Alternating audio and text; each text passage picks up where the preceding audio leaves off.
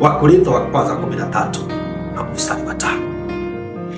Upendo hauweki kumbukumbu.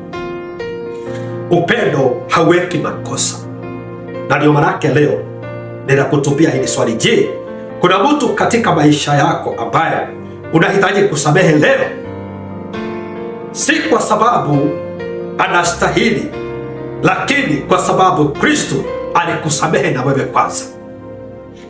Kuna mtu katika maisha yako unahisi ya kwamba bado umebebana na yeye.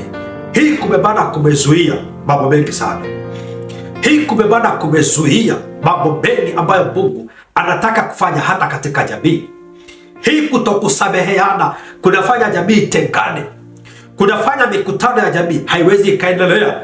Maombi ya jamii haiwezi ikaendelea kwa sababu watu wamebebana, watu wamekataa kusameheana, ila wanaenda kanisani, ila wanasema Mungu